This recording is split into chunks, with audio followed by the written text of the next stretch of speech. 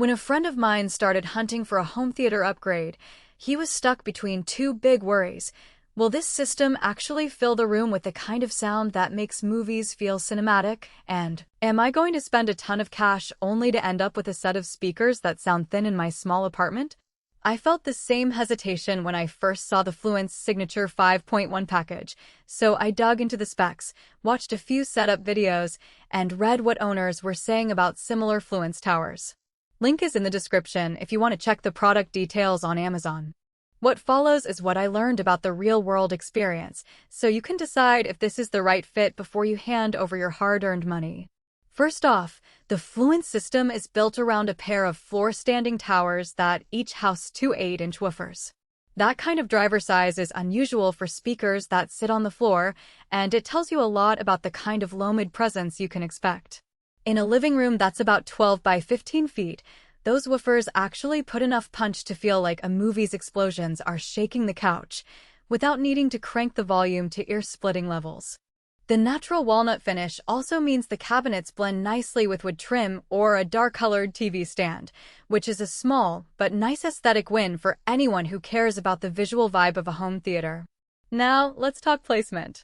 The towers are designed to be spaced at least a foot apart, angled slightly toward the listening position, which is standard for creating a proper stereo image. The real trick is the rear surrounds. They're the kind of speakers you can tuck just behind your sofa or mount on the side walls.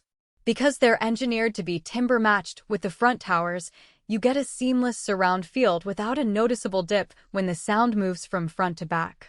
In my own test, I placed the surrounds on the side walls at ear height, and dialogue from a dialogue-heavy drama stayed crisp, while ambient rain and wind effects wrapped around me naturally.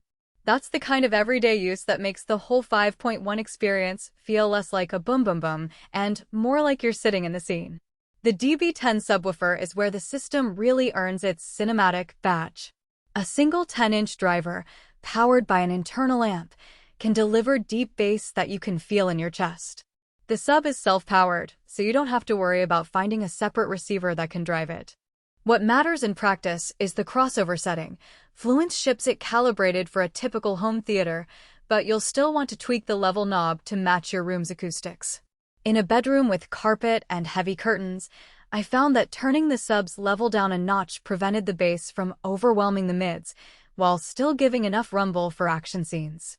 If you live in a very reflective space with hard floors, you might need to add a rug or a bass trap to keep the low end tight. That's a hidden trade-off many first-time buyers overlook. Who should seriously consider the Fluance Signature 5.1? If you're a movie enthusiast who already has a decent AV receiver and wants a set that can deliver immersive sound without breaking the bank, this is a solid match. The system also works well for gamers who need directional cues. The rear surrounds make it easy to locate footsteps or gunfire. Music lovers who enjoy a full-range experience will appreciate the dual woofers, though they should keep in mind that these speakers aren't tuned for high-fidelity studio listening. They lean toward a warm, movie-centric sound.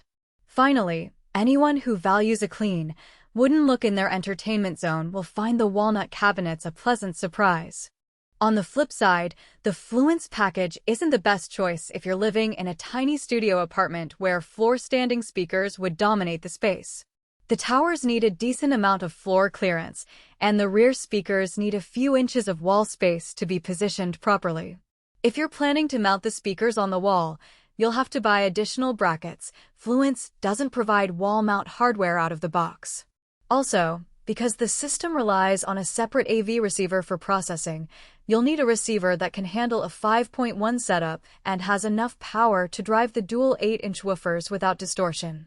Budget receivers that underpower speakers can lead to a mushy bass response, which defeats the purpose of the DB10's capabilities. A practical strength that often gets overlooked is the cabinet construction. Fluance uses MDF with internal bracing that's been treated to be acoustically inert, meaning the wood itself doesn't vibrate and color the sound. In my listening tests, the front towers held their detail even after hours of movie playback, and there was no noticeable boxy resonance that sometimes shows up in cheaper enclosures. That durability also translates to easier cleaning, a quick wipe with a dry cloth.